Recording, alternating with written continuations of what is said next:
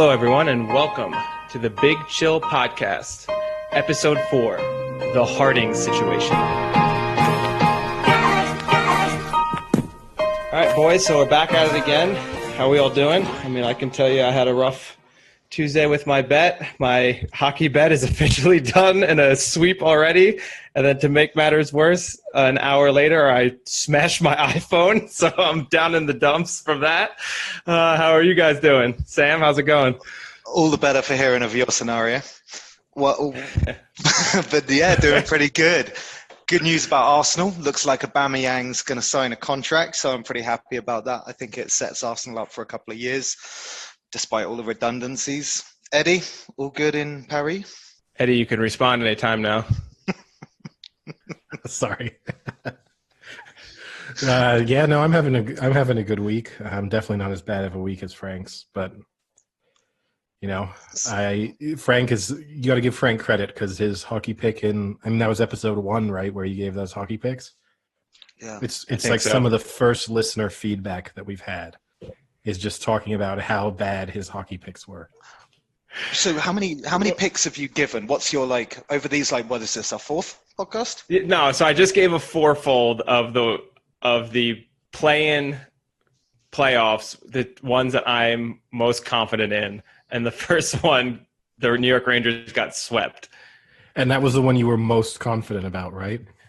I was pretty confident. I mean, the Rangers had beat them, I think, 3 or 4 games in regular season. They hadn't lost them in a regular season, and they were playing really well right before the whole COVID thing. So I thought they'd come back, ready to go and have that confidence, but they looked just terrible. I mean, they played awful. So that wasn't a good one. Well, at least things can only get better for your tips, right? So yeah, well, the other 3 are still in it, but the Pens are actually down 2-1 to the Canadiens, which is pretty surprising. I don't think many people would have picked the Canadiens. Basically, everything rests on the Maple Leafs for me right now because I also have them to win the Stanley Cup. Wait. You don't salvage your reputation if one of these teams makes it to the next round. No, but if 3 out of 4 make it, then at least that somewhat salvages it. Yeah, 3 out of 4. I mean, I don't even know enough about the NHL to know whether they were all were they all favorites? They were all slightly favorites. The most favorite was probably the Pens, and they're actually down 2-1. And the other 2 are both winning? The Leafs are 1-1 in the series, and I don't remember the other. Oh, no, actually the Oilers are down 2-1 as well. Okay, so we're 1-4. None of them are winning their series as it stands. No. Although the Oilers, if I had to suggest you guys to watch a game, Oilers Blackhawks have been awesome so far. At least 7 goals a game. Good talent. I mean, you have Kane and Taves are 2 of the best players, and then McDavid is the best player in the league. He scored a hat trick, which is pretty awesome. We got to see the NHL throw out 4 hats. They had it all planned out if someone scored. If my chronic insomnia comes back, I'll make sure to tune in for that game. That will be a good one because the Oilers have to win. So McDavid's going to probably play his ass off, and he's been on fire. I think he's got 5 goals and 3 assists in 3 games. So that's pretty good. Who are they against, sorry? They're against the Blackhawks. Okay, I'm going Blackhawks. Thanks. Thanks for the support, Sam. No, you're welcome. Well, we might give our listeners, maybe people will figure out that all they need to do is do the anti-Frank, and they might be incredibly profitable. Yeah. And then we could also bring in we could introduce them to the Duca Curse. Oh, the Duca Curse we got to save for sometime for when I really screw Eddie over. No, not just when you screw me over, but when you really have brought a curse upon a team. That's when we'll really be able to introduce our listeners to the concept of the Duca Curse. Oh wait, so we don't even get a sneak peek now? Well, put it this way. The Duca Curse is just basically imagine that you want a team to win or you've bet on a team to win. Then imagine Frank saying something positive about them and basically the worst possible thing happening to them immediately. Players' careers have been ended by the Duca Curse, and I'm not even joking there. Let's put it this way. Horses are no longer alive because of the Duca Curse. Yeah, there's been a really good one comes to mind. There was a horse named Franklin D. who I always used to bet because of the name.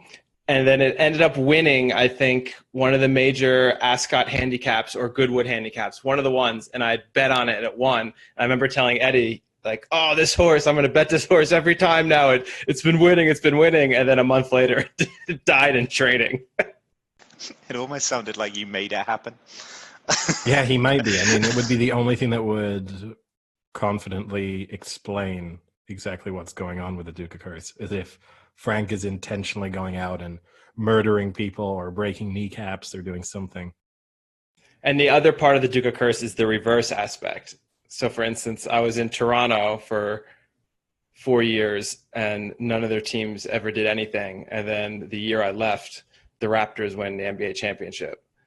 So there's always like, once the curse is relieved, the pressure on these teams must just melt away.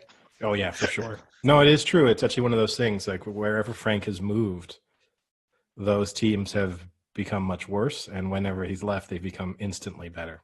Except And the Coyotes are up 2-1 right now in their series. So didn't they fire their GM? That's one of the few pieces of NHL news I think I saw. Is that they hired this like the youngest NHL GM in history, and then they just didn't invite him to the bubble or something. Yeah, yeah. But they also had a new owner. It's I think the first minority owner or Latino owner. So that was encouraging. So we're diverse here, at least. Yeah, super diverse. Everyone knows that Arizona is always very welcoming to immigrants. Parts. Yeah, it's never been an issue in Arizona, ever. Such a good sweeping statement. It's fantastic. Yeah, no, for sure. But yeah, the betting trend continues for Frank, right? What was it, over 1.5 Leverkusen Rangers? Oh, yeah. So I decided to make up for it this morning and do a little PGA Championship bet. And I took Koepka and Thomas and split it between a few of the Europa and Champions League. And it instantly lost in the first Europa League game. Over 1.5. Did not happen. Which actually takes talent, because picking a Europa League game that has under 2 goals is a challenge, is difficult. I know. I really figured at least 2 goals shouldn't be that difficult. Either whatever, the German team scores like 2 or 3 because they beat up on them pretty good the first round. He's so knowledgeable about this topic, Sam. It's impossible to No, it's not that I don't know who it is. I don't want to say the name. Whatever. I don't want to say the name. Why? I know I can't say it. But there's numbers in there. They're so easy. Do you mean, I think it's pronounced Rangers in German. Is that the team you're talking about? Because everyone knows Leverkusen are the Scottish. I think they're just outside of Aberdeen. Leverkusen.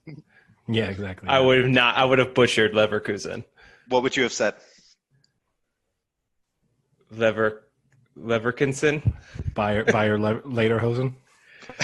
Yeah, one of those. I did say Wolves were a lock, right? 1-0 up. Yeah, you did. Yes, it's true. You did talk of them as if they had already qualified for the next round, and I guess you'll probably be right, but yeah, inconveniently right. This is the real excitement for our listeners, is that a number of sporting events are going on live as we are recording this episode. It's mega. It's absolutely mega. But then again, Olympiacos turned Arsenal over, didn't they, in the previous round before that by scoring late.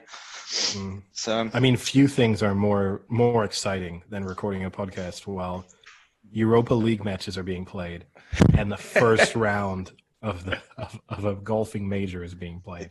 I've never been so excited. Actually, got a good quick question for you guys. So in the Champions League, right? I did a little bit of like fact finding and all that. German sides versus London sides in the Champions League this season. Guess what the score is? So you've got German sides versus London sides. What's the combined score of all the games? Well, it's going to be a huge, because Bayern spanked who they play in the group stages, Spurs in the group stages. Yep.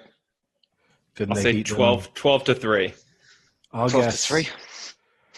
I'll guess. Wait, this is specifically in the Champions League or the two? Champions League only.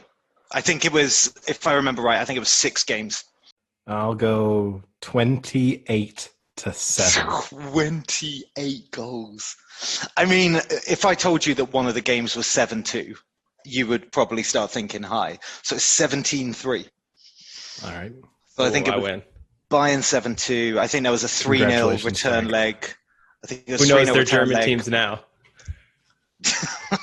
What, just because it's called German side, you now know what the German team's called. Yeah. But yeah, I saw that and I was like, wow, pretty impressive actually. How badly, because it was Bayern done most of the damage, but it was also Leipzig did the damage against Spurs as well. So yeah, fun fact. Next. That's that's one I'll never forget now. Yeah. Until Still the more next to game come. they play each other and it Well, changes. yeah, they got Bayern Chelsea, so to be honest, it's probably only going to get worse, right? Eddie might be right after that match. Yeah, exactly. Yeah, I'm just predicting the future. That's where my skills really come to the fore. What would that score have to be? That would make for a 11-5 game. You heard it here Book it. first. Okay. I mean, I won't lie, I'm laying that. But, yeah, Well, that's a bold lay. I know. The odds- I could get some good odds on Betfair for that. The exchange will favour me on the 11-5. Yeah, definitely. Yeah. I mean, the rule is once you say a bet, now you kind of have to bet it because what happens when it hits and you could literally be a millionaire tomorrow. Well, not tomorrow because they don't play until later, but still in the near future, you could be a millionaire. Wow, Frank is just really on top of things here. He is blowing us away. His NHL knowledge, his knowledge of the days of the week. He's got everything down here. Today is Thursday. And speaking of Thursdays, I guess, and we've already mentioned that it is the opening day of the first major of the golfing season. The major that normally isn't the first major, but now is, which is kind of interesting because normally it's the sort of least significant major on the golfing calendar. But because of this, now it's kind of got more interest than I think it normally would. It's usually Play is last, right? The last one? Is it? Is it last? Is it the Players that's last? To be honest with you, I can't. I mean, the U.S. Open is the first normally, isn't it? And then you Then the usually Masters. you have the Open. No, the Masters is in March or August. April. You have the U.S. Open, which is normally end of June or mid June, I guess, and then you have the Open, which is normally in July. Yeah. Yeah. I always thought it was the Players that was last, but I mean, how's it? So it's live at the moment as we're recording. How's it looking for your picks? You know, keeping on top of it. What you said last week. Well, Koepka's off to a good start. So Koepka is 4 under. So the leader at the moment is Jason Day, who's 5 under. And but Koepka started well. Schauffele started well. John Rahm's been off to a good start. But yeah, it's Instant like- Duca curse of Justin Thomas. yeah, Justin Thomas Not is doing nowhere. that well. Justin Thomas probably isn't going to make the cut. He's So there we 2 go. over now. Yeah, 2 over. Where in a situation where the leader is 5 under, it's not a great look for him. Good thing I hedged that bet with Koepka, only to have it lose in the first leg. Well, just think of the great odds you'd get on Justin Thomas now. You got to Who double could pass down. up? But no, it's So Eddie, interesting. why do we call this episode the Harding episode? Okay, so as they're playing at TPC Harding, and Harding is maybe one of the lesser known U.S. presidents of the 20th century. I think most people don't. Yeah, I know. This one's really going to pack. The listeners are going to learn so much from this episode. But obviously, Harding was from Ohio, so it's kind of confusing for the fact that there is a golf course named after him in San Francisco. But that came about because he was an avid golfer, and he died in a hotel in San Francisco around the period when this golf course was opened. He's generally regarded by historians as being the worst U.S. president in history. I guess he's probably disappointed to know that he might lose that title. So, What's the metric? What's the metric for saying that someone's bad? I mean, would we need a metric to decide that Trump isn't great?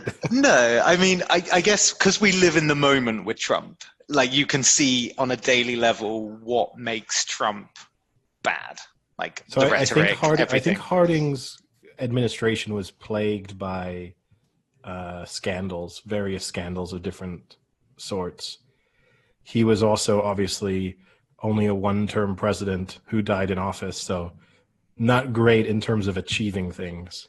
Yeah, And the he was dying pretty Actually- much he was very fairly unprogressive. I'm not a Harding expert, obviously, so it's a little bit difficult for me to break this one down. This is, But this is actually he was- pretty interesting, Eddie, because Yeah. I was reading about the course, and apparently the course had gotten so bad. I don't know if you're going to mention this in like the early 1990s, that it was actually like a parking lot for another U.S. Open tournament that was played like next to it. It had completely deteriorated, like Harding as president, apparently. Yeah, it's a fitting But tribute. then they to- renovated it. But no, I think he was plagued by scandal. I think he was also sort of fairly unprogressive. He didn't want the U.S. because he's obviously post World War I president. He didn't want the U.S. to be involved in the League of Nations. Just a series of things that don't make him look great. But that brings me on to a few fun facts about Harding, just to test your knowledge of.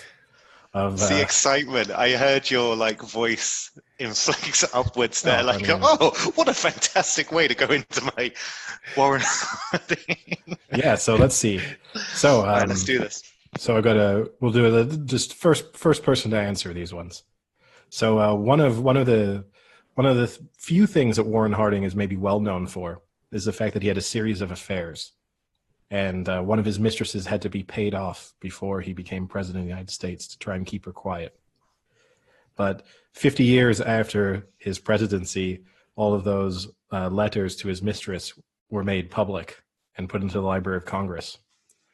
In them, to try and protect his sort of secret affair, he referred to his penis by a nickname.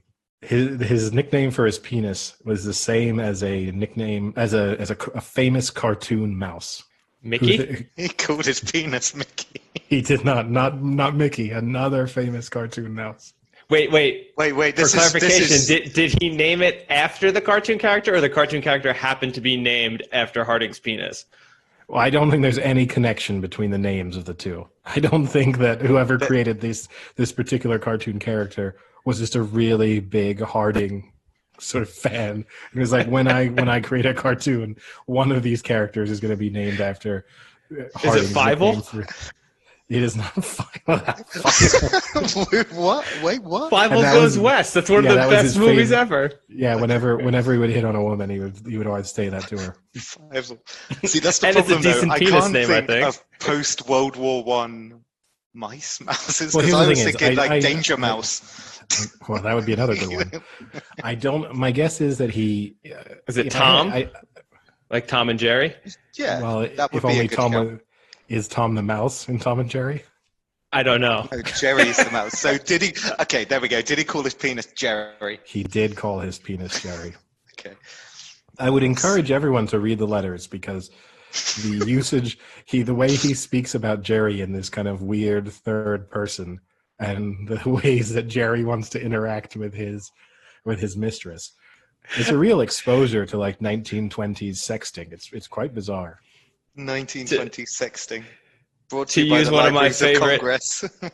To use one of my favorite English quotes that Eddie has taught me, we have completely lost the plot of this No, episode. Wait, Is that not a plot? Is that not a US saying? or no, that's not an American expression. No, But maybe now we get to, we've been focusing on sports too much. Maybe instead we need to switch focus, and our niche is going to be presidential genitalia. obscure presidential genitalia facts. Wait, Exactly. Very obscure? specific. Not Obscure. even normal. Obscure. Yeah, like obscure. Yeah, I mean, I think you could maybe argue that only two, maybe three presidents have any non-obscure genitalia facts. Go on. I see. Well, Trump, Clinton, and I guess JFK. Kennedy. I think, yeah. I think with the exception of those, it would become obscure. Now, I've got another question for you. Harding, this one has been an interesting one because I saw information on from different sources that I'm not sure how reliable this particular fact is. But supposedly Harding had size 14 feet. Really? Yeah. One other president in history is listed as having had size 14 feet. Which U.S. president was it? Is this a follow-up to the Jerry? Yeah. Is this indirectly related to Jerry? Is this I mean, I guess maybe that's why he was so proud of Jerry, but Jerry had big shoes to fill. Coming into this, Sam did not realize that his size queen nature was going to get him so excited about Harding. I'm going to go for someone ridiculous like Lincoln. Lincoln's correct. Not a bad guess because he's tall. No, Lincoln's correct. I mean, it's not nice. Lincoln was tall, and Lincoln had size 14 feet, supposedly. That must have looked. Yeah. You must have looked like an absolute clown back then. I mean, no matter what, I think Lincoln was like 6'7", wasn't he? He's an odd-looking man.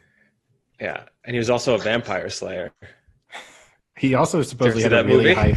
He also supposedly had a really high-pitched voice. Really? You don't hear that? Wait, hear that? Like, there's not many recorded moments, but no, unfortunately, no. But yeah, no. Supposedly, he had a very high-pitched and bizarre voice.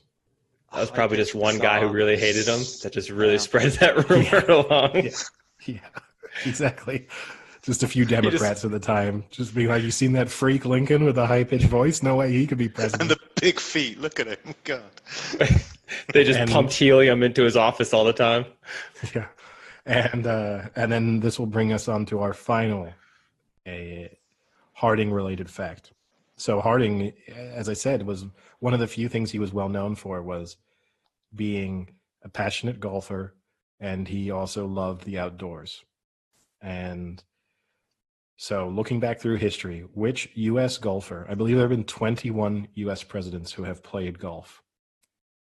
Which of them has had the lowest handicap? So you're saying what president has the lowest handicap? Yeah, at any point in their lives. I mean, the obvious one I think to guess would be Obama because he gets mocked by Republicans for how often he golfed. Vice versa at the moment. It's definitely not Trump. If it's what Trump says it is, then it's probably Trump. But who knows what it actually is? Any guesses? So who are you going for then, Frank? I would say Obama. Sam? I'm going to go someone like... Go Lincoln again. Oh, man, that guy would have had to have custom clubs. I'm going to go for someone strange like Ford. Interesting choice. It is Trump. Trump? What's his handicap? 2.1 or something like that, I believe. No, there is no way his handicap is 2.1. He's got a weird golf swing as well. He goes really into his... A weird golf swing. He is one of the grossest humans alive. You ever see him?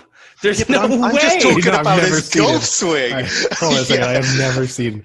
What? There's no way that body has a 2 handicap. Eddie, There's no way. Eddie, I'm pretty sure I saw him in that Home Alone film. That's yeah. Oh, wait, Macaulay Culkin turned into Donald Trump? You never watched The Apprentice? That explains where Macaulay Culkin went. I always wondered what happened to him, and now it seems he transformed into President of the United States. He does have a weird golf swing, though, because as he swings around, he really kind of pushes his, It's not a pretty swing. Chest out forward. It's a really swing. He doesn't have a lot of power. I don't know how much I would trust his scorekeeping, but seemingly he hits it straight. There's no way. And this is nothing political.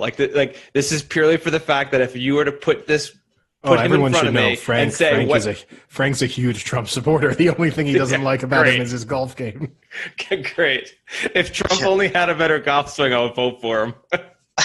I mean, there's some video going on at the moment, and he's got a MAGA hat on.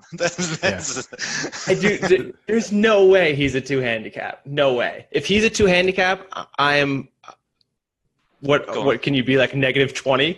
Okay, that's a bad start. That's a bad start.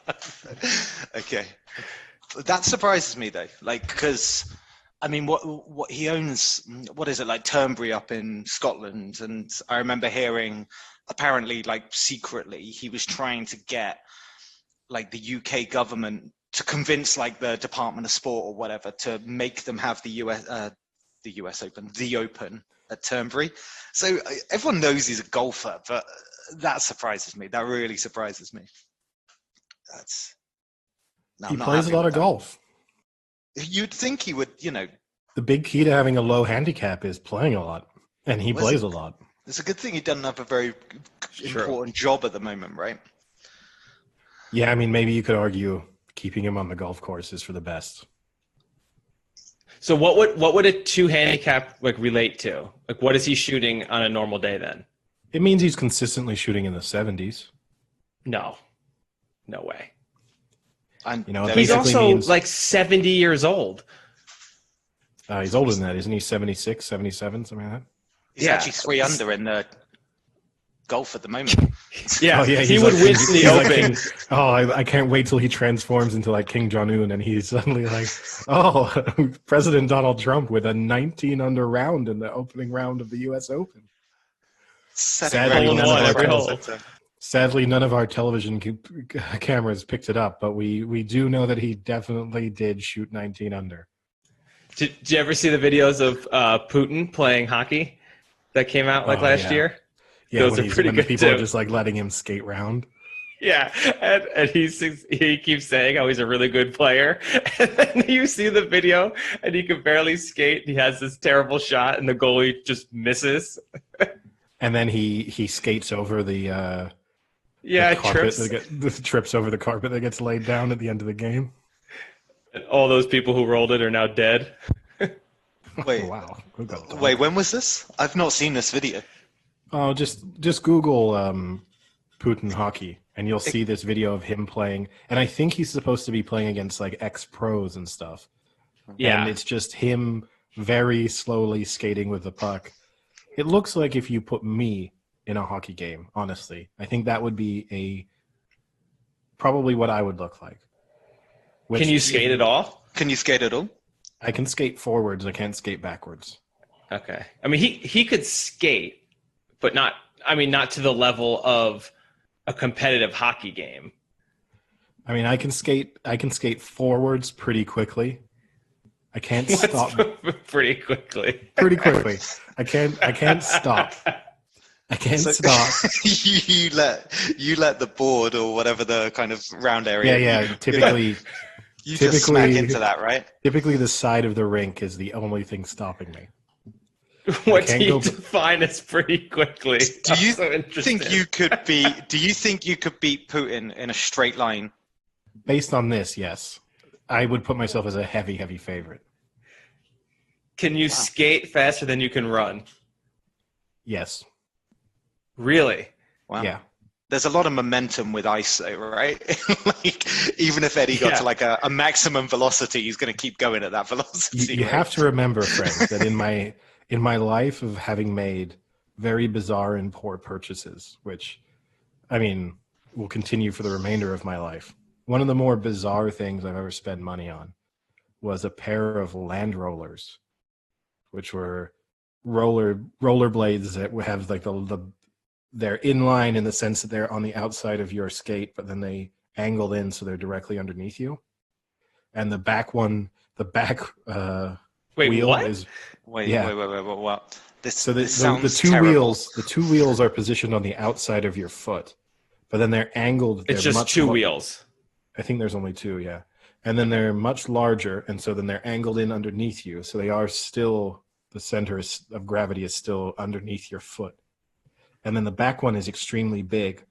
And what it allows you to do is basically rollerblade or roller skate, I guess, on any surface. Like you can go over grass, you can go on sand, you can do all sorts of things on them.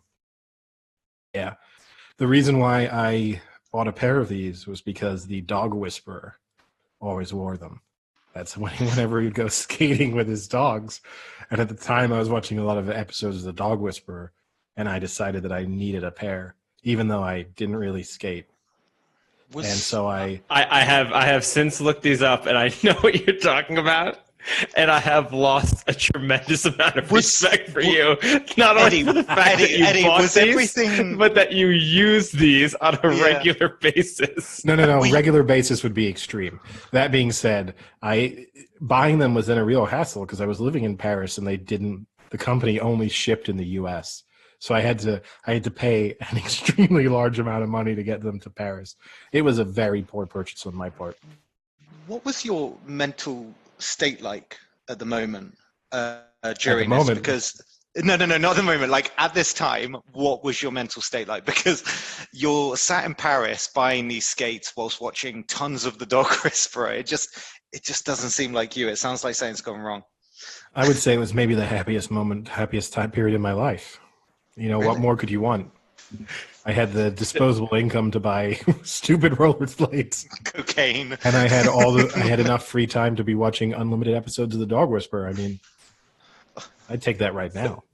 Sam, I'm assuming there must have been a market on Bet365 as to whether the Dog Whisperer could successfully train the dog or not. you needed to do something.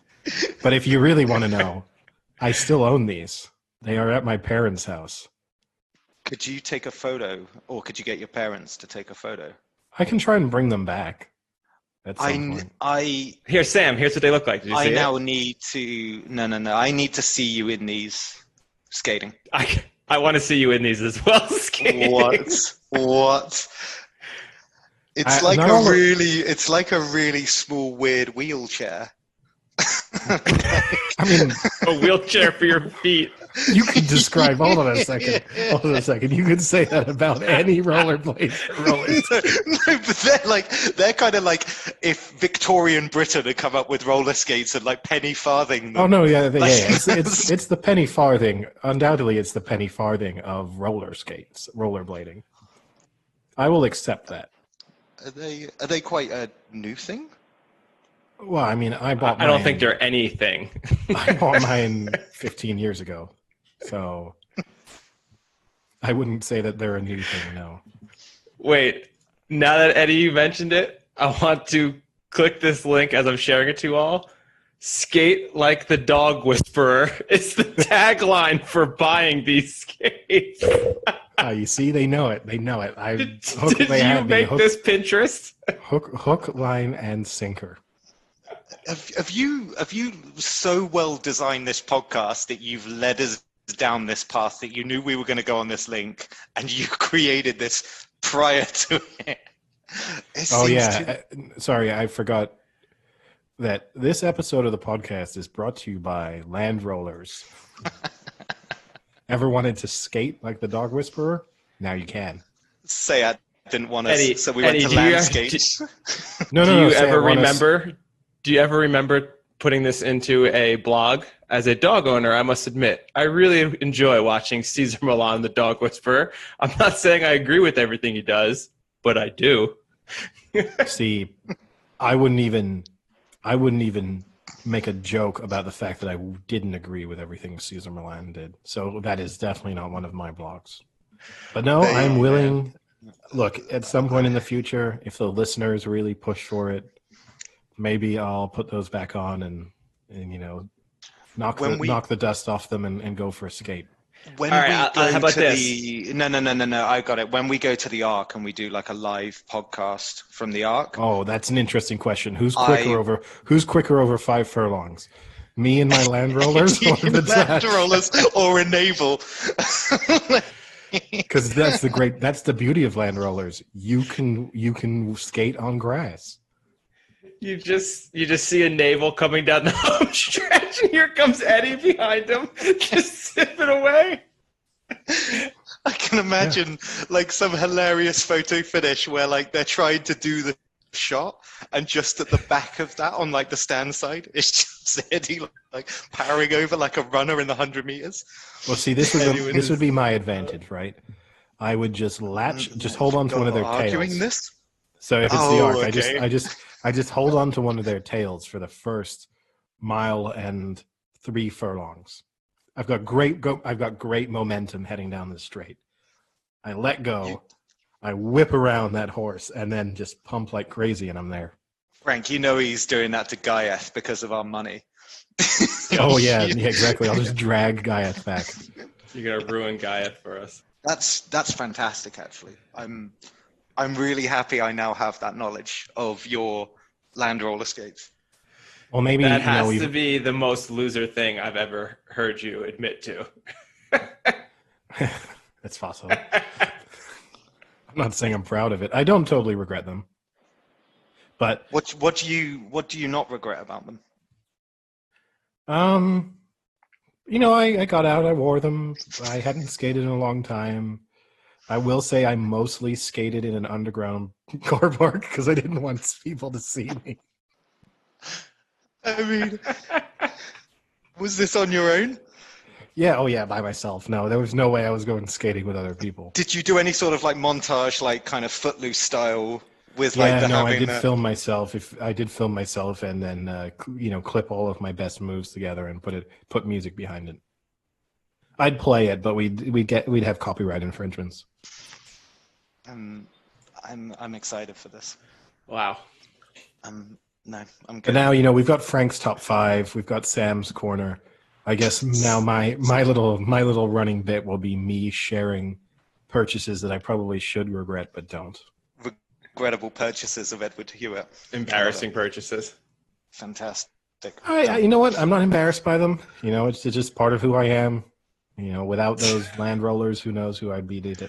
I mean, I know that we called this the Harding situation, and it kind of then went on to your... It's kind of a fantastic dive in from, you know, a president's genitalia to your wheelchair skates.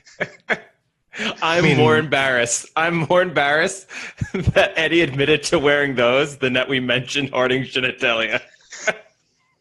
All I can say is, Frank, you're really lucky that I didn't take it more seriously, because otherwise I probably would have ended up in the NHL. Yeah, except no one in the NHL skates on The question is, would they have let me have skates that start like the blade started on the outside of my foot and angled in underneath? That's the real question. That's maybe the only thing that held me back from making it all the way. Probably. No, I know what it looks like as well. It looks like one of those old like prams where the wheels were like as high as the pram. It looks like that. Everything about it is just 1800s Britain. Basically. You know what? All I can tell you is, you might think that they're funny. You might think that they're stupid. Oh, no. But when you put those things on your feet and you skate over a bunch of grass for the first time, you go on a beach and you skate smoothly over the sand. Shit, we really are sponsored by them, aren't we? At that moment in time, you don't care how stupid you look because you feel so amazing. You're gliding like angels across clouds. Oh boy. Exactly. And the people pointing and laughing at you, but in your mind, you just think, you fools. You do not know the life that you are turning your backs on. Yeah, I bet. Coming from the guy that hid in the carport. Well, I will say two things. Part of the reason, too, that I mostly did it in an underground parking lot was because I hadn't skated in a long time. So there was no way I was going out on those things until I could actually skate really well. Because if you're going to go out in rollerblades anyway, you need to be a good rollerblader. If you go out in dumb-looking rollerblades, you need to be an even better skater. And so for a long time, I was just practicing. But the downside was my big undoing in the car park was that there was a big ramp. And every once in a while, I would forget the ramp was there. And so I would skate down the ramp, and it was quite a steep angle. And I would eat it every time. That actually was going to be a point. Would you, when you go to like parks and there's skate parks, like were you ever confident enough to go on a half pipe with them? Oh yeah, I was doing tricks. I was flipping up, grabbing the big back wheel. That's the other thing that's great about them. There's types of tricks that you can do on these things that you just couldn't do on normal rollerblades. Eddie, at this rate, I don't doubt it. Your next progression has to be into that bicycle where you like lay down almost and you like things. Pedal. Yeah. What is it called? I don't know, but I'm not just saying this. I would 100% buy one of those. Oh, were they the three where you're laying on your back kind of when thing? When you're laying on your back, yeah. Wheel at the front, two at the back. And for some reason, most of them have a flag coming out the back. Well, yeah, because they're low to the ground. It's called a recumbent bicycle. That's what it is. They're low to the ground, Sam, so they don't want to get hit by a car that can't see them. Wait, they're Eddie, roadworthy? at this rate, you are a recumbent bicycler right off the bat. Oh no, no. I'd 100%. I'd 100% try one of those out. Yeah, But that'd be gonna way be more you. expensive than my Land Rollers. Yeah. That would fall into a different price bracket for my stupid purchases.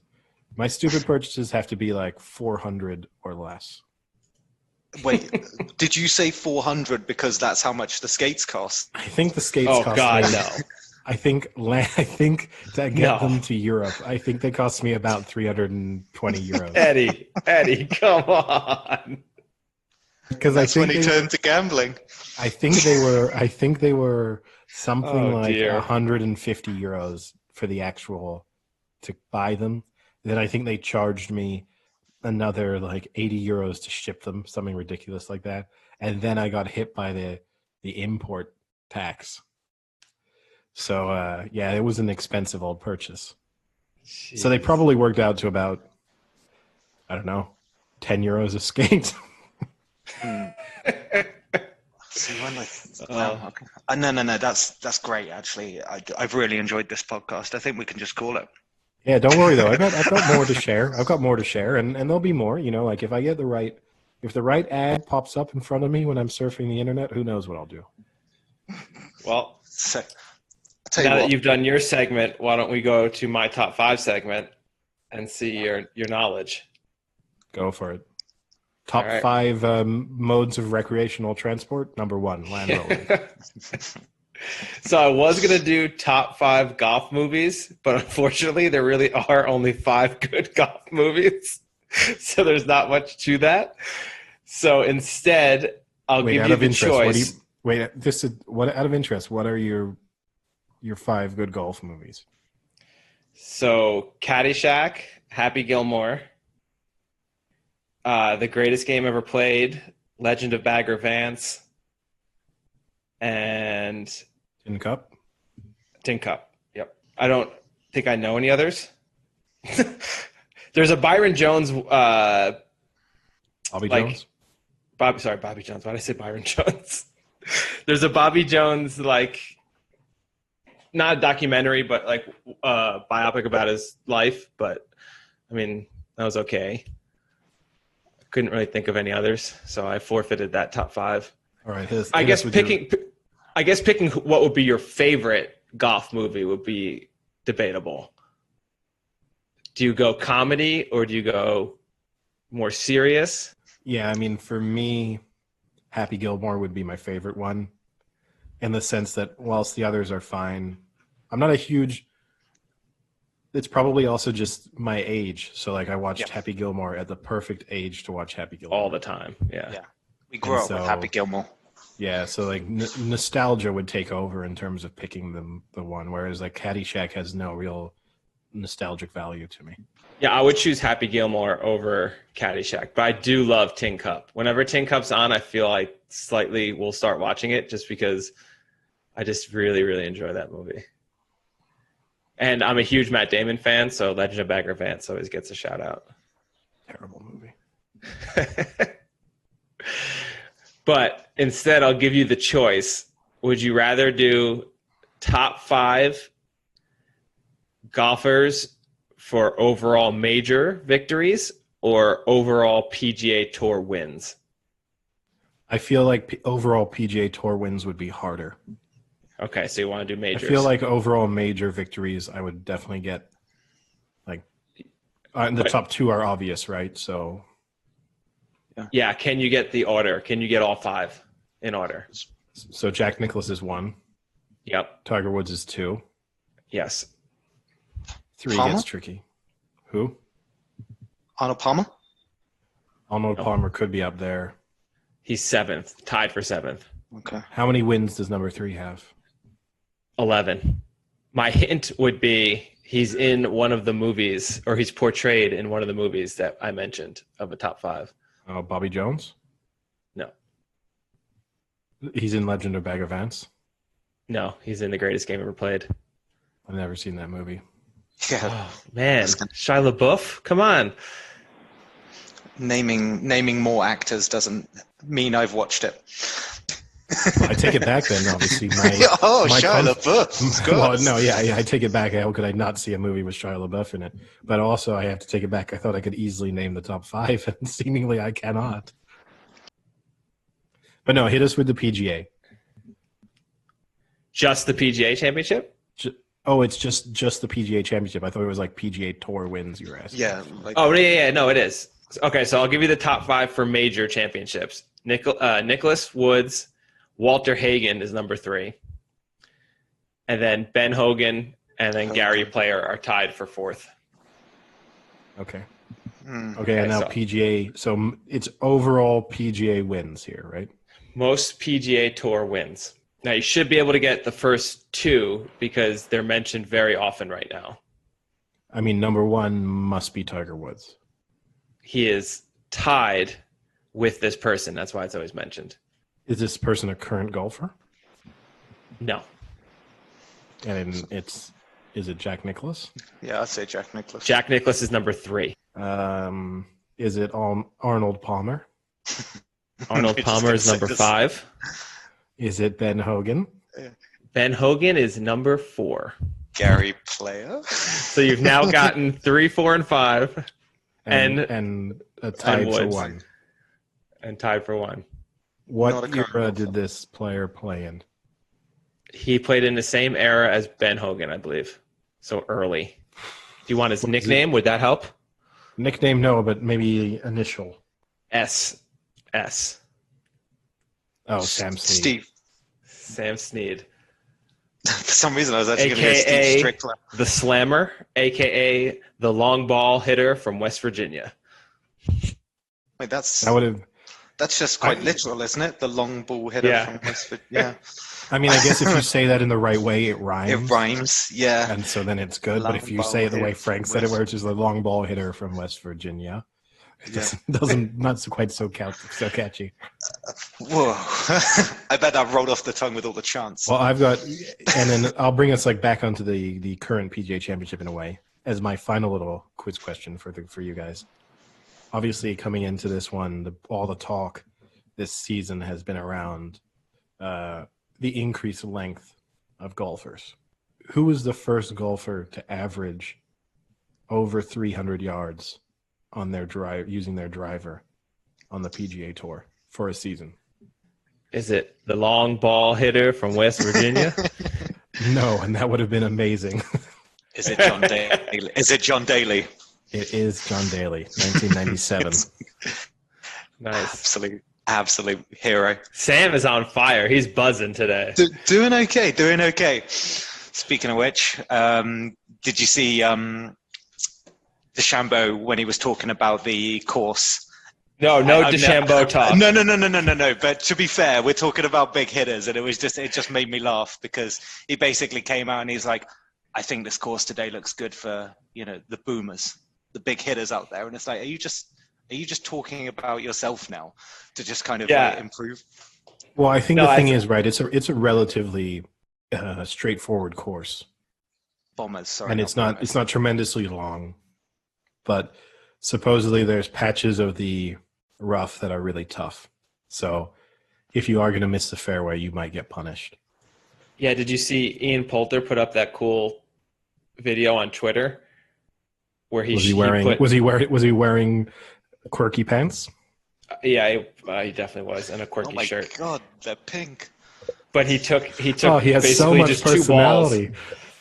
He just took 2 golf balls and threw them into the rough, and they were about 6-8 inches apart from each other, and one was completely buried. You couldn't even see it, and the other one looked like it was almost in the fairway. And he said, this is the issue, is like some patches of the rough are okay, but other patches are just completely unhittable. Is the other thing, did he follow that up by saying, the real issue I have, though, is that this is the only time this weekend that anyone is going to watch me on this golf course? He's a Ryder Cup player, though, isn't he? Oh, yeah, greatest Ryder Cup player of all time. He's good at it. He's good at that format. He just, I don't know why. I guess he's just good. But I think I saw something about that, Frank, where he is basically saying, like, wherever you see, like, the mower has been. Yeah. Yep. You go for the mower. If you're not where the tracks are for the mower, you're screwed. I guess that's pretty good advice. But when you're 300 yards away, it makes it a bit challenging to be like, well, also, like some sort of like submarine style periscope, like looking over the. Well, here would be my piece of advice for Poulter. I mean, I know that there's reason behind his tip, but if you're accurate enough to aim for where the mower went, why don't you aim for the fairway? Yeah, I think he was joking. No, I get that. I see the point, but But I think it was funny that it was really split in the field. There was a few people who basically were saying what Poulter was saying: play conservative, play in the fairways, and then you'll have nice shots onto the green. And then there's idiots like DeChambeau who are basically saying, I'm just going to go for the green every time, and if I'm in the rough, I'll be close enough I can just hit my wedge. And I want to see if it works. I mean, it'll be interesting to see if his gameplay of I'm so far close, I've driven it so far that it doesn't matter if I'm in the rough, if it works or not. I mean, there's all this talk, right, about how they need to adapt, because obviously it's been something they've been talking about for years, but just because he increased his driver distance by such a significant amount, that there's been a renewal in that talk about how they need to sort of either nerf the technology so that you can't hit as far, or they need to drastically change the golf courses themselves. I know they're talking about sort of going back in time with the golf ball technology, so that they'll use golf balls from the 80s or 90s, sort of that level of technology, supposedly, because that would knock 30 to 40 yards off the big hitters. But yeah, this actually brings up, for some reason, I must have clicked on a European golf tour video one time on Facebook, and now they always pop up in my feeds. But they do these really cool things where they have these little contests and games. And I'll talk about the other one in a sec, but the one that this reminded me of is they take the players who's like sponsored by Callaway or TaylorMade, and they give him the clubs throughout the various decades, and you get to see how much better like the distances on the driver, starting with ones from like the 20s and 30s up to the 60s to the 80s to now.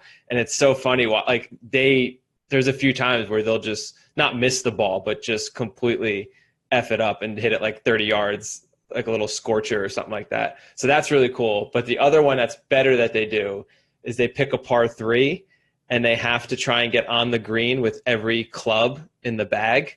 They like compete against someone. Have you ever seen those? Those are so cool. I can watch those like when they're hitting their putter, trying to put it on. It's so cool. Yeah, it also gives you better admiration. Like when you see them like hit their driver, and they have the technique necessary to only hit their driver sort of 180 yards. To me, that's incredibly impressive, and not just by drilling it into the ground and sort of seeing if it rolls that far. Normally, I would unintentionally hit it 180 yards, I guess, would be the way.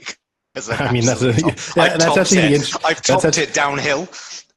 That's actually the interesting thing about that challenge, is that probably in that particular challenge, an amateur golfer might beat them just because of the fact that it's just like, oh no, these are the distances I hit all my clubs. It doesn't matter when I pick that one out. Yeah, I hit that one 150, that one 152. Oh, my hybrid 150. It's easy.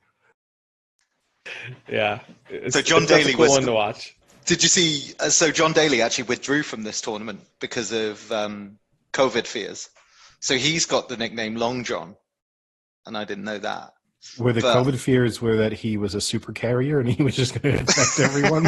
But I did read an article on John Daly. COVID fears because he has no kidney left and liver. Yeah, he's like mega high risk. But that's the funny thing. Like the article I read about his withdrawal and like all the other withdrawals as well, is it opened up basically saying like, after wheeling up with a McDonald's cup as a beverage in a golf cart, and he's just fantastic because he just turns up like smoking, doesn't he? And he just essentially smacks the ball, gives no shits. There's the explicit. His son's a pretty good golfer too. I was just going to ask if you've seen his son, who's basically a mini-me version of himself and can crush the ball at age 14. Yeah, his son absolutely destroys a golf ball. It's pretty impressive. And overall seems to maybe have slightly better technique than John Daly. Not that John Daly was sort of all he could do was hit the ball long, but his son seems to also have benefited from coming up in an era where he's obviously getting better overall training and just a bit more focus on other aspects of his game. And at that point, I'm sure John Daly, the father, had already had 6 to 7 years of drinking and alcohol and drugs and everything in his system already. It's incredible. But you that know what? Daly's John Daly will functioning. end up having, when they retire, John Daly will probably retire with more majors than DeChambeau. So what does that show you?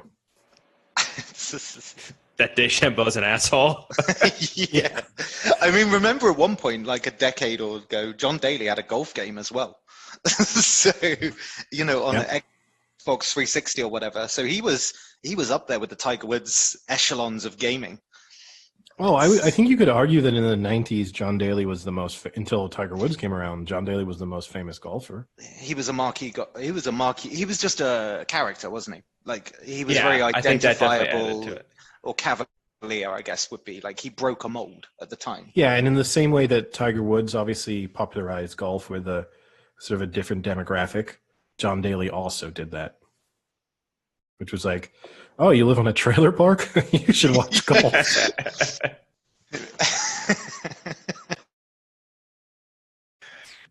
Eddie, I found this fact pretty interesting. You picked Rory as one of your contenders last week. When was the last time Rory's won a major? Off the top of my head, I would say it was the Open in 2014. Good. 6 years ago. Can you remember the course? No. Neither can I. Wow, what a quiz. Neither can I. A quick Google will probably tell me. I'm pretty sure it wasn't like St. Andrews. I'm going to go St. Andrews. It was not St. Andrews. Okay. But interestingly, he was defending player of the year last year, which is... Well, McIlroy is one of those guys who over the last few years, right, he's just become the king of finishing in the top 10. Yeah. But he never actually really wins any of the big tournaments. And what he'll usually do, too, is he'll have one disastrous round, either in his first round or in his fourth round. So either you'll start and like it gets to the weekend and you go, well, Rory's out of the running, and then he shoots sort of 12 under in the final two rounds, and somehow you go, oh wow, Rory finished 4 shots off the lead but was never in contention to win the tournament. Yeah. Or he does the other thing where he's in contention going into the final day and shoots 9 over par. Yeah, I think with McIlroy, he almost plays like the money side of golf well, because whenever you see him at those season-ending, like grand events in like Dubai or the FedEx kind of stuff, like he wins them. He does really well at them. And then when you see him in like the prestigious stuff, you always see him tailing off, like you said, like in the kind of fourth round collapses. Yeah, I mean, he seems to play like the long game well, like the money side of golf, I guess. He's sort of the anti-Koepka, right? Like Koepka is the guy who week in, week out doesn't do that well, but when the major tournaments come around, he's always in the running. Yeah. And then you've got Rory, who is just kind of always in the running, but doesn't win anything. Yeah, I guess. So who's the best player current to have not won a major? What are we defining best? I'm asking you. What do you think? Who do you think is the best player? I thought you had like a kind of like a No. or something. I'm just asking. Because I'm I thinking mean, that Rory I guess- hasn't won it in 6 years. I'm just wondering who hasn't won it at all. I mean, I guess it depends what you mean by best, because obviously it's a little bit hard to like single out a young player. Like if you said, oh, well, John Rahm or whatever.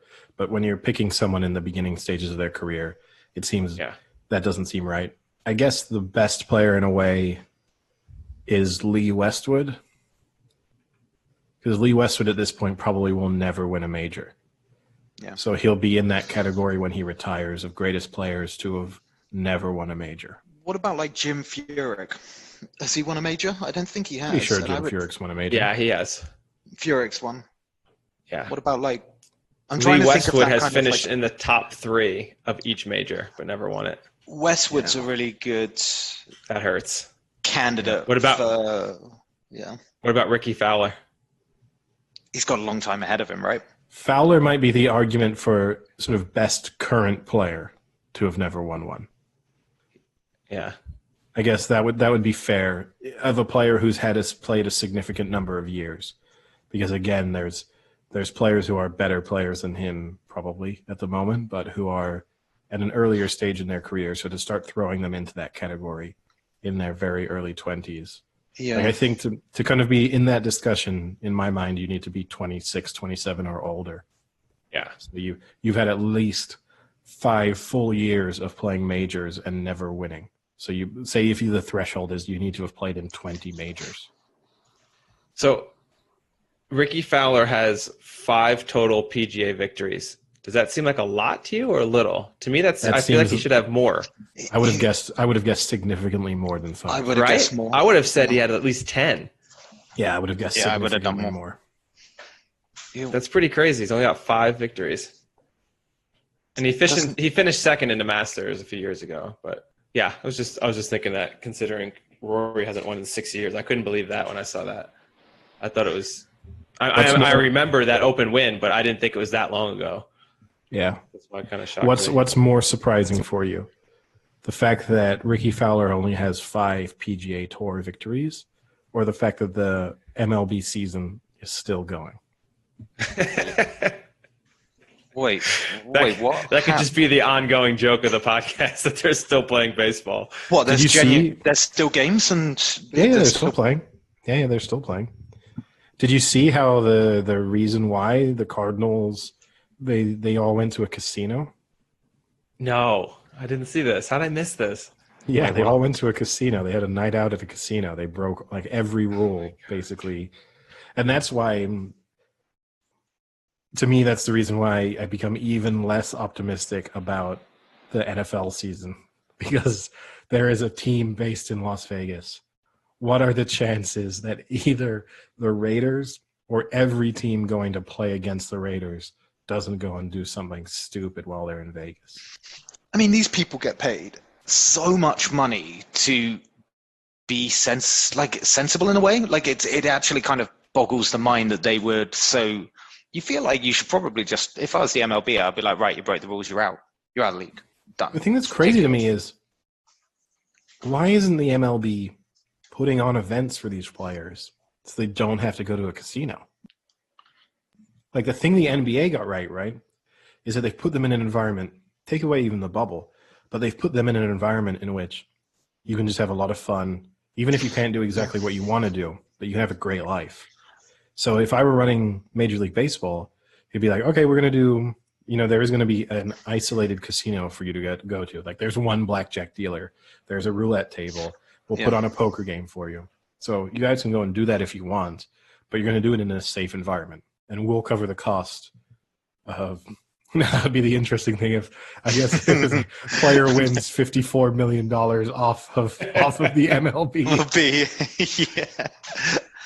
But I think or the reverse, player owes MLB $70 million like Mike Trout.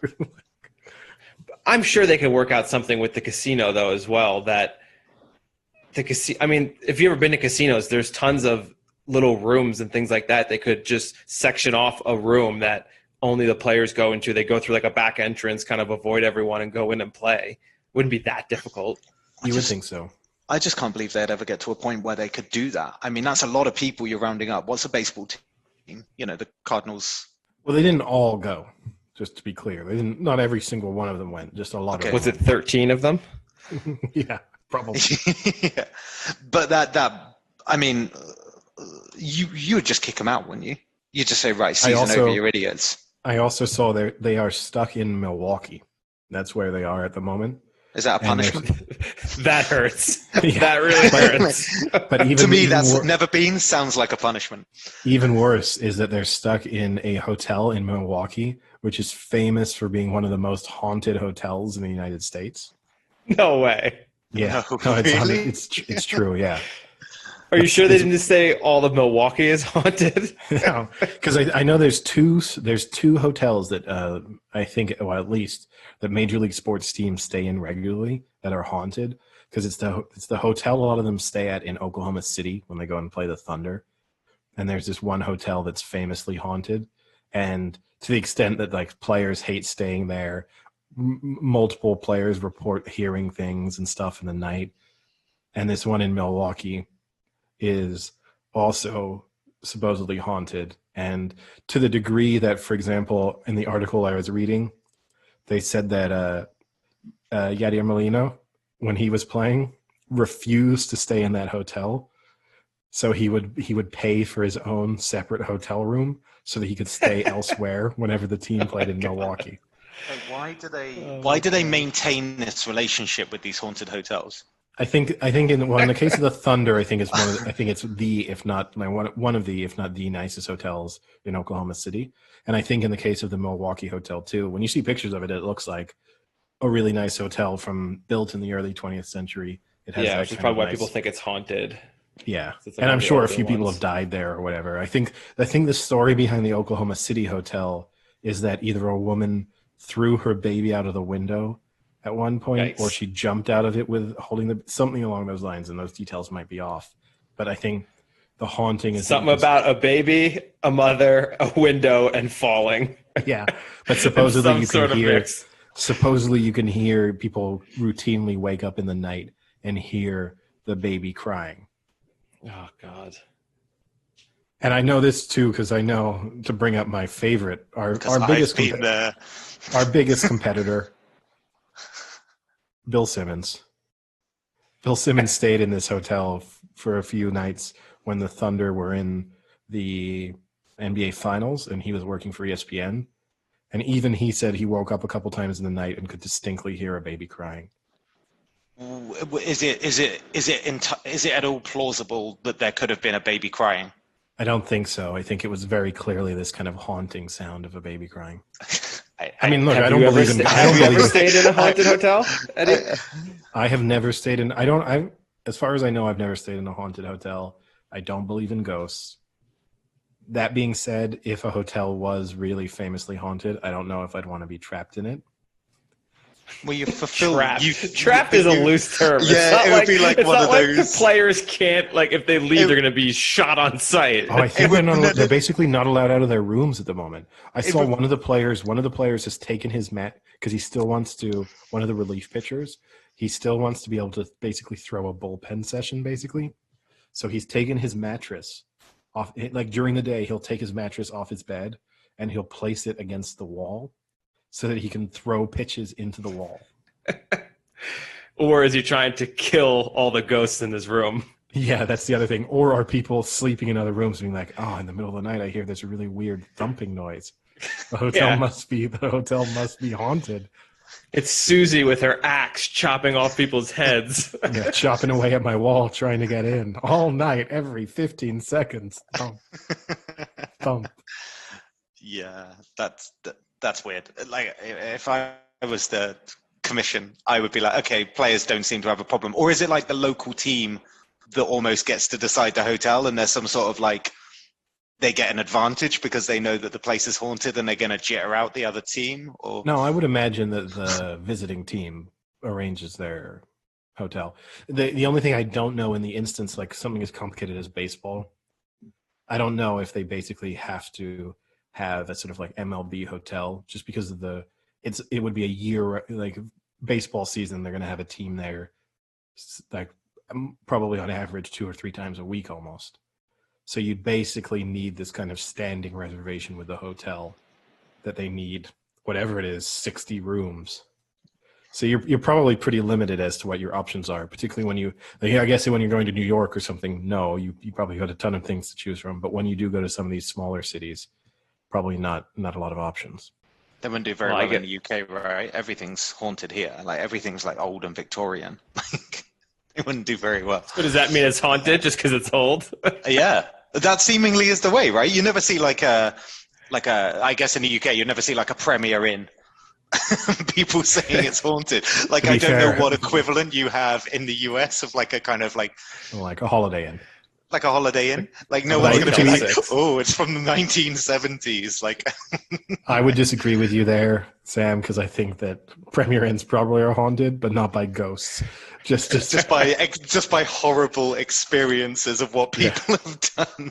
The people who are actually staying there on those nights are just haunted by their life decisions and how they ended up in a Premier Inn. Yeah, it's more inner demons that ruin the more modern hotels. Exactly. And it is and those are much worse. I'll take a night. Just old children doing one of those slow Jack in the Box Ring Around the Rosies kind of noises as they're Exactly. Yeah. I'll take a how night. haunted do you think Belushi's is? Oh, that's not haunting. That's just shame. Like, that's a bar in London Bridge, by the way, if no one knows. But it's they've Slash actually, hostel. It's a hostel chain. It's yeah, all it's a over hostel Europe. chain. Oh, is it? For some reason, I just thought it was like 3 or 4 in London. No, there's a Belushi's in Paris. Huh. It's just not as exciting. You just can't go there and play beer pong against people 15 years younger than you and then get called out for living in your glory days.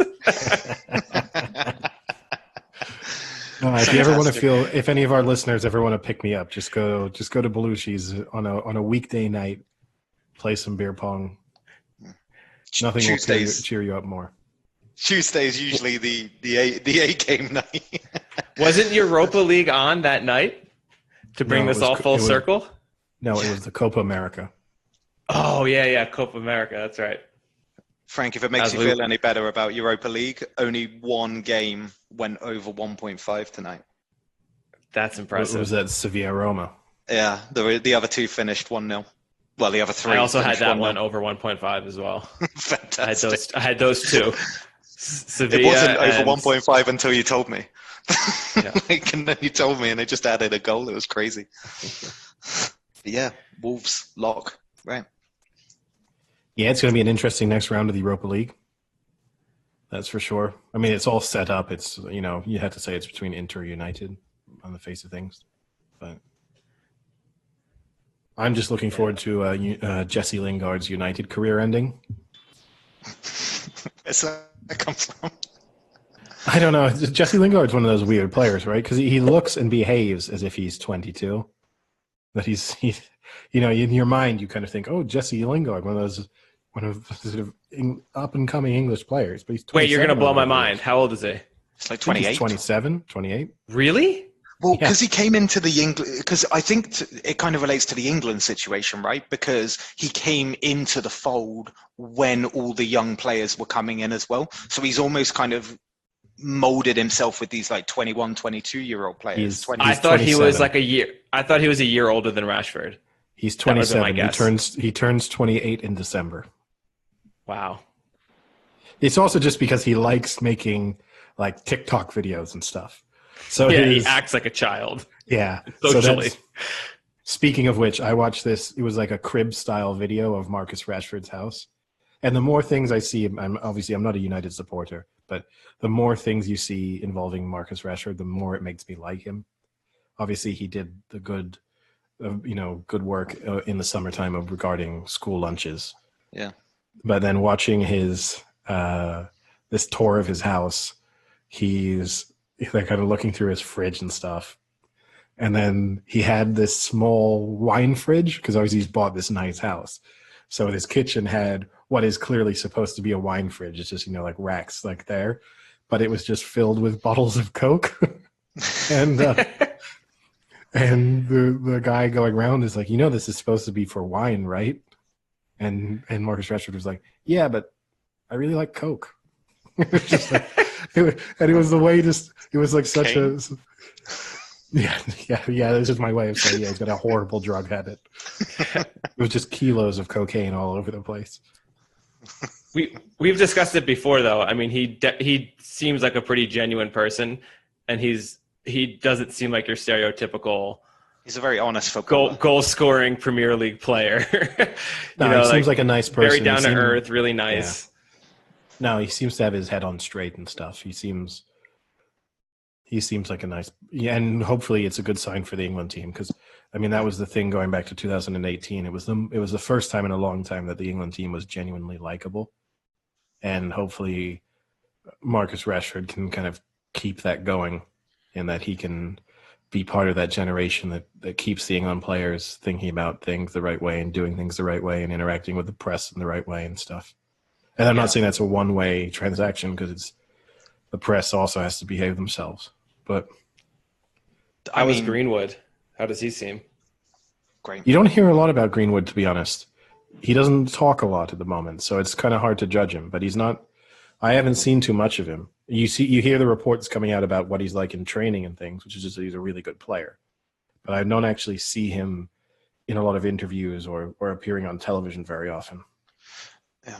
The good thing about Rashford as well is that he's ridden some pretty up and down waves at Man U as well. Like there's so many times where he just hasn't scored in a long period of time, and the fans have gone against him, and then it's changed. And I just think he's permanently stayed pretty level-headed, even though the scenario at Man U has been sometimes against him. I would say everyone knows he's a good guy, but when you're thinking about a team that's struggling badly, you start looking at players like Rashford's up front and he's not scoring. So it's a very simple logic of like, well, he shouldn't be playing there. So I think he's done pretty well. And going back to your point about the England team as well, like this is the 2018 World Cup was such a good example of like press, fans, and feel good factor, and it just coincides with the fact that we get to the semi-final as well. I think it's really good at the moment, but I do think actually a discussion point is that the Euro's been delayed. Wembley final, Wembley semis, England team not necessarily firing all cylinders at the moment like the Sterlings. I actually think the delay in the Euros has benefited England. I think it will have benefited England in the sense that, say, someone like Greenwood, who definitely wouldn't have been involved this season, should be involved next year. Sterling one being out of form is tough because they came back from the break and he's been in great form since the restart. And you'd argue that that's when he would have been playing in the Euros. So, and also I guess Kane would have probably missed the Euros, or at least not played a very big part in them. So you get a healthy Kane back. But then there's the other way of looking at it. A year is a long way away, and you could have 2 or 3 more injuries to big players in the squad. And we might look back and think, oh, if only it had happened last year, all we would have been missing was Harry Kane. And now we might be in a situation where you're missing really key players. And the one thing about Kane, even though obviously he's such a central figure within the England squad, that England aren't exactly lacking in attacking talent. Vardy, so just say him, Eddie. Yeah, Jamie Vardy can come out of retirement and prove me right by having an absolutely awful Euros. Yeah, but yeah, it'll be interesting, and obviously we'll see if Sancho be good for the England team too. For example, if Sancho goes to United and you get Sancho and Rashford playing with each other on a weekly basis, that would be exciting. And Greenwood, yeah, that would be awesome. If you have the possibility where the front three for England might play together on a club level and on an international. I mean, obviously Sterling is not going to be forced out of the England team anytime soon, but you still will have Greenwood, Rashford, and Sancho potentially that's going to have that next generation of England players all playing together week in, week out. Yeah, it is pretty exciting looking at the England team because you can see what the next 5 years looks like as well. Like variables aside, of course, people burst on apart from central defenders. Which is weird because a decade ago it was probably the opposite. You'd probably say that's actually the area where things look pretty solid, and it was the who's going to come through. But central defenders and goalkeeping. Yeah, because Pickford's basically managed to play himself out of it. Yeah, he's done pretty incredible, hasn't he? And then you've got Heaton, Pope. Yeah, there's other candidates there, and it will depend a bit on what happens with them, obviously, because the United goalkeeping situation might affect the England goalkeeping situation. But that would be my 2 big areas of concern would be finding a trusted pairing in central defense and also finding a reliable goalkeeper. And those are 2 pretty big areas of the pitch to have question marks over. Yeah. But look on the bright side, have about 7 international class right backs. Yeah, that's true. How good was that World Cup though? For England, I still love it. I still like watching the reactions. I look on YouTube and you see the pubs go absolutely ballistic. I think the one that we've seen quite a few times is that Box Park, where you see the beer showers. Basically, it's such a good feel factor. Everything was good then. I'm just going to be a little bit. Didn't we personally experience that, Sam? Yeah, why are you referencing other bars? We were at a bar for the first match when they scored to win at the end, and we practically had a pile on. It's a pretty poor example of a 2-1 win against, what was it, Tunisia? It was Tunisia, yeah. I will just say there's only 2 things. I thought the England World Cup journey was just really, it's great to be talking about this 2 years later. It's a really topical discussion. but was good. But ultimately, they didn't beat anyone particularly good in their path to the final. I mean, with the exception, you'd say Colombia, but Colombia missing James Rodriguez in that match. And then losing to Croatia, who are a very good, competent side, but I wouldn't put them in the upper echelons of international football. And that was then shown when England comfortably beat them. Yeah, they immediately beat them after. Afterwards. I think it was their game after, actually. Yeah, and so that's the only thing I'll say is you'll never have an easier path to the final. So to have done that and not made the final is the one issue I would have with it. And the second one is that summer of people spraying beer everywhere and tossing their pints in the air. That's great. The downside is going to be that that's probably now a thing. And so now every tournament is going to involve England scoring goals and people tossing their beer everywhere. And that will kind of take away slightly from what had been quite a sort of organic way for people to celebrate a goal.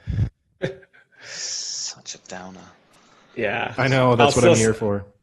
I know you're such a downer. I'll still say, us going to the pub to watch that is probably top 5 sports moments in my life, for sure.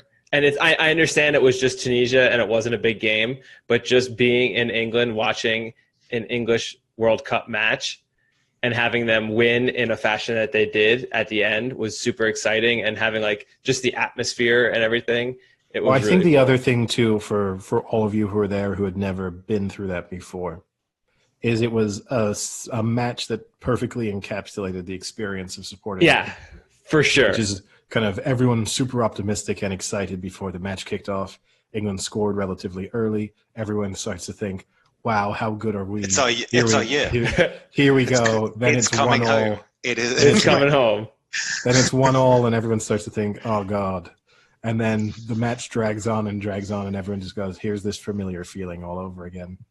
And then the late winner to sort of that release of all of that frustration coming out. It didn't even matter that it was only Tunisia. It was just that release of sort of, for most people, an entire generation of watching an England team fail when you didn't think they could fail. Yeah, that was a fun day. Considering what the last competitive game England had played before that was the Iceland loss, right? Yeah, which is the low point. Probably the low point. Probably the low point in the history of England football is the Iceland match. Yeah, more so than not qualifying in 90. What was it, 90? Or was it 4? Didn't qualify for the World Cup in 94, yeah, or for Euro 2008. That was Croatia as well. That was Scott Carson, wasn't it, with the error? So, all right, there we go. There's a good question. Oh, yeah, in the second match against Croatia, yeah. There's a question. So Frank said top 5. Eddie? Yeah, I love top 5s. You don't need to give me top 5, but like a really memorable sporting occasion where you can kind of pick that up and say easily best. Live. I would say, live maybe, I guess. His first Utah Jazz game he went to just completely changed his life. Yeah. It's tough for me. There things that have stuck out in terms of events that I've gone to. I went to, and here's a completely unspectacular, and I think you've both probably heard me talk about it before, but went to a Blackburn-Charlton League Cup match, sort of third round League Cup match. It was at the Valley, a rainy day, midweek match, and dragged 3 people from university to go and watch it. What a setting. And Blackburn went 2-0 down, and at that point, the 3 of them, and there were maybe 200, 300 Blackburn supporters in the stand. Wow, packed day. Well, I mean, you're having to travel all the way down from Blackburn to London midweek. And at that point, the people with me were saying, why did we bother to come to this? And then Rovers scored with, I think, Shefki Kuchi scored. And then I think it was David Thompson scored what is probably the best goal I've ever seen in person, just an absolute screamer. And then David Bentley, this all happened in the sort of final 10 minutes, 2-0 down. And then David Bentley scored in injury time to win it, and then leapt into the stands right where we were. And that experience I mean, the people I was with, the two of whom had never attended a professional football match in their lives before, they walked away from that thinking, I would do this every week. And then you had to tell them, it's not like this every week. You know how you felt. I know the people. I know the two people that went as well, so I know that they would have really got carried away with this. Yeah, so I said, imagine how we felt 60 minutes into the match when it was raining and the team was losing. That's normally how you're going to feel. But that would be it. Going to the Ryder Cup was pretty special. Oh yeah, when I was yeah, it's pretty cool. Yeah, that would be up there. Eddie, there was one you and I went to. Can you remember it? That I would say was definitely up there. Seeing Franco. Oh, that is up there. Oh no, you're talking about when we went to watch Blackburn Wolves. Is that what you're talking about? That was a Friday night when I came up to see you, and honestly, Molineux is one of the most depressing places. Yeah, I think walking up those concrete stairs to that really they almost put you there because you're diseased, like the way I felt treated as an away fan, and it was being sat right up in the top of one stand in a stadium that probably was 30-40% full. Friday night, end of January, not good weather. That was semi-fearing for my life in a local pub. Yeah, it wasn't. Wouldn't say it would. It wouldn't make my top five. I don't. Do they even have Weatherspoons in Wolverhampton? I would have felt safe. I would have felt safe with a chain. No, but Eddie, the one I'm talking about was when we went to see Arsenal Barcelona. Oh, that's true. Yeah. Funny how that didn't come to my mind. Yeah. But the reason that game was so good was because that was a Barcelona team at the absolute almost zenith. You wouldn't say they were far off their absolute peak, but you would also say that Wenger's non-invincibles Arsenal, you would probably say that they hadn't been much better than at that point. And it was just the way that Arsenal beat Barcelona by playing like Barcelona, just counter-attacking. And also when you then watch it back as well, the great thing about it was that the Emirates Stadium is in no way known for its kind of atmosphere and vibe, but everyone was on it, and we were sat above the Barca fans. And the fantastic thing about that was you just got their vibe, but then the Arsenal fans were on the opposite side, so you just got the noise coming from them, and it was such a good atmosphere. That's definitely up there with one of my memorable ones. The other one is Barnet v Torquay. One for the ages. One for the ages, and it was whoever lost went down to the conference, and obviously that mattered when it was 15, 20 years ago. You're basically going back to being a part-time team back then. And you almost still are, in fairness. I remember, just to be clear. Yeah, I remember Barnet having to put up temporary stands. The demand was that good, and they had to put scaffolding up for Chris Kamara at Sky Sports so they could do the live segment. And Torquay went 3-0 up at half-time, and Torquay only needed to draw. And Barnet hit two pretty quickly, and then I think proceeded to then hit the post twice, a couple of goalmouth scrambles. It was insane. But I remember that was pretty good. Yeah, I'll go with that one. Well, maybe one day in the future we'll do one of those, like you see other sports podcasts doing, where they just do a deep dive into a single sporting event, and we'll just rewatch that match in its entirety, and you can walk us through the emotions that you felt. Euphoria constantly. Yeah, in the cauldron that is Barnet Stadium. the Underhill. Is that what it's called? Yeah, Barnet. Well, I think they may have moved out now, but it was the Underhill at the time. Now they're just playing at a local park or something. Yeah, I'm pretty sure they couldn't afford the upkeep, so they had to move out. But playing in the school. All right, Frank. What's your top one or two?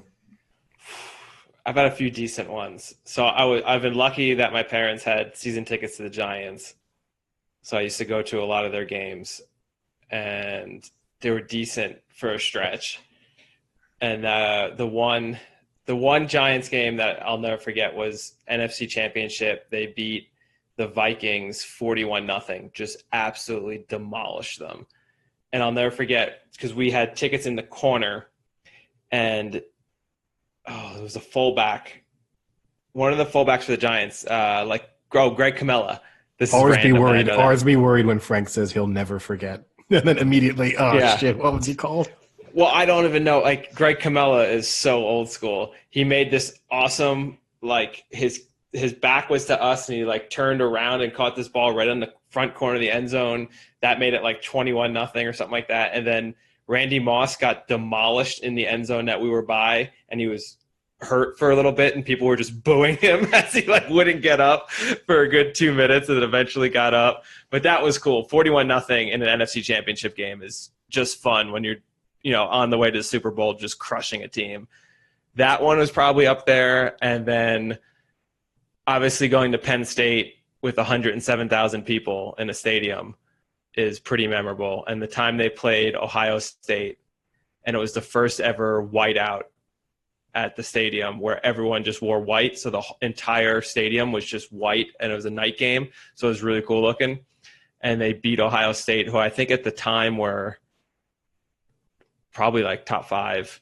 And that was the year they ended up going, I believe, to the Orange Bowl. Penn State won and won in the Orange Bowl. That was awesome. Did everyone wear white so Jerry Sandusky could sneak out of the stadium more easily? Yeah. Fortunately, he was no longer a coach then. just running summer camps. Yeah. Yep, pretty much. So those are probably my 2 ones that I was actually at that were most memorable. And actually being in the going to the Olympics in Rio to see my cousin wrestle. No, actually, that time I was in the Olympics, actually, that ranks up there pretty high. Yeah. I forgot that time I won that Olympic bronze medal. That was a pretty cool thing. I wish. But that was going to the Olympics was pretty fun too. But it's different. That's not like that's not like a 4-hour experience. That's a whole week of adventures in Rio, and going to watch Frankie wrestle. Obviously, was pretty awesome. That's a side podcast, right? Adventures in Rio. That could definitely be a side podcast. I can get some very good guests to come in. Some of them would be $12 to $14 an hour. Yeah, will they speak English? That was their rate then. Maybe it's increased a little. Yeah, we might need that SAYAT sponsorship deal to come in before we can start paying for that. No, we got lawn rollers or lawn skates. Land rollers, God, don't cost us that sweet sponsorship deal. Lawn skates? They're really bad looking. Fine, Man, whatever. This is why you're not negotiating any of our sponsorship deals, Sam. Wait, we've got some in the pipe? Oh, we have a few in the pipeline, and that just good opportunity, I guess, as we're wrapping things up, just to remind anyone, if you are listening to this and you're thinking, wow, the plugs that they give companies are so amazing, I'd like my company to be represented in this podcast. Just reach out to us, thebigshowpodcast@gmail.com. It'll be the most creative advertising you've ever thought of. I'm not trying to think of what that looks like. Anything else, boys? No. That's pretty much it on my end. Pretty happy. Yeah. So I'm gonna reinvest in Champions League tomorrow. Maybe I'll take Kepka with me this time. Oh yeah, I guess we can make our Champions League picks for the weekend. Wait, what are the games tomorrow? Tomorrow you've got City, Real Madrid, and Juventus, Lyon, I think. And then Saturday is Bayern, Chelsea, which obviously is kind of a dead rubber. And you have also the other matches, Barcelona, Napoli. Well, Man City should be. What are they? It's only a 1 goal. 3-1? They should. Or no, 2-1. 2-1. So, I expect City to go through. I would just kind of go chalk on it in a way. I'd expect Barcelona to go through. I actually think that Barcelona are really good value because I could see this. I think Napoli are not in great form, and people are really laying into Barcelona.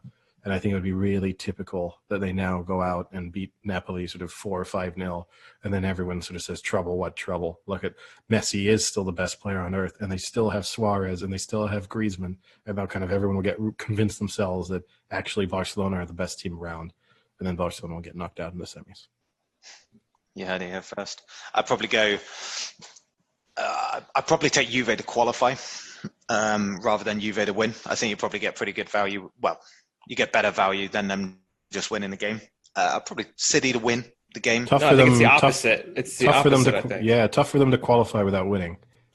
Yeah. No, but what I mean is like the only Because you have to eventuality. I'd But take they're- I'd take I Juve to wouldn't. qualify. I wouldn't, because it's 1-1 coming in from the first leg. So if you're taking them to qualify, you're basically saying that in addition to winning, you're getting two other possible results, which is 0-0 and they go through on away goals, or 1-1 and they go to extra time.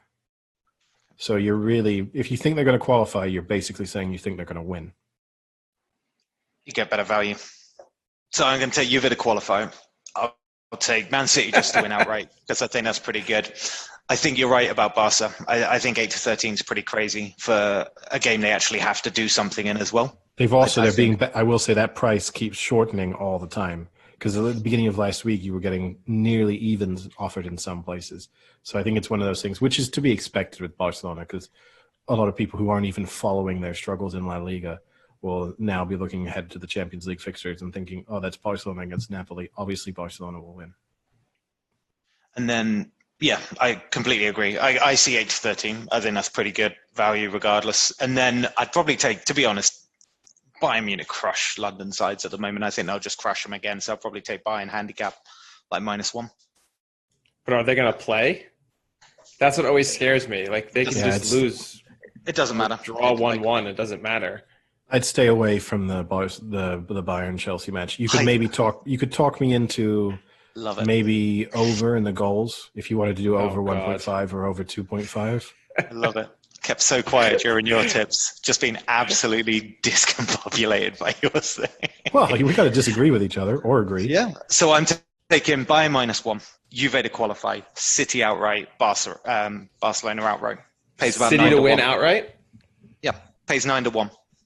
All right, Frank, give us your fourfold, of which only one might win. Yeah, give us your fourfold, but don't pick Oh, anything that I've just said. Yeah, please. I would- Actually, Like, please. Okay, I'll do City to qualify, Damn. Bayern Okay, to qualify. who? Baron? that's the great Baron von The Baron Munich. Robin. Ah, shoot. Is this Donald Trump's Baron Munich. Donald Trump's son is competing in the Champions League now? How has he swung that? No, I would go over 1.5 in that game.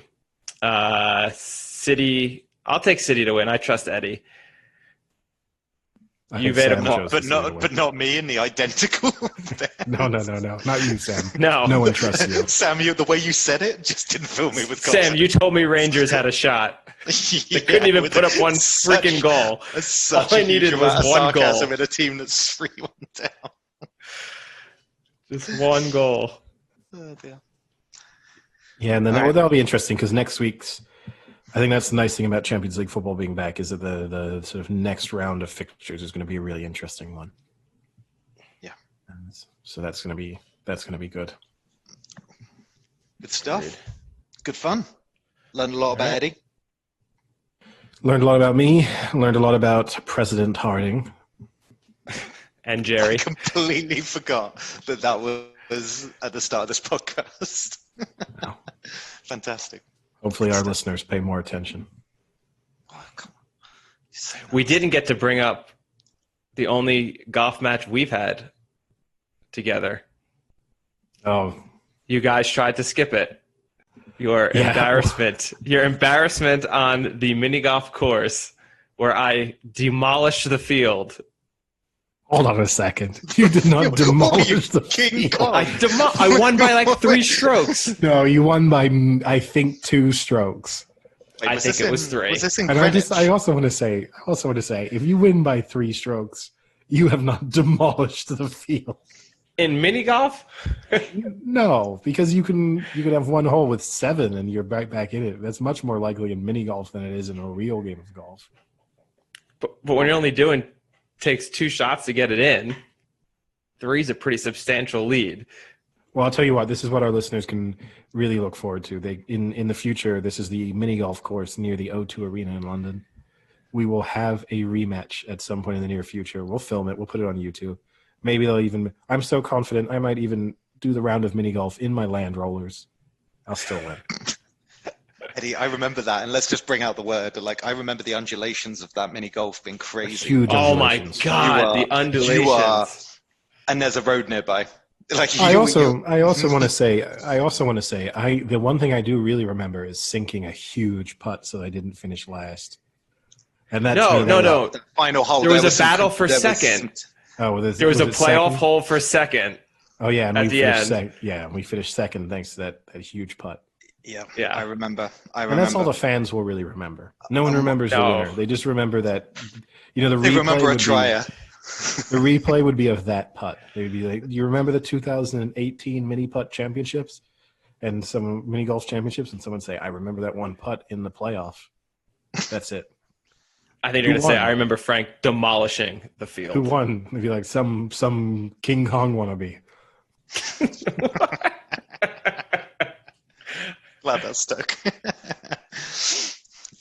All right. King Kong ain't got nothing on me.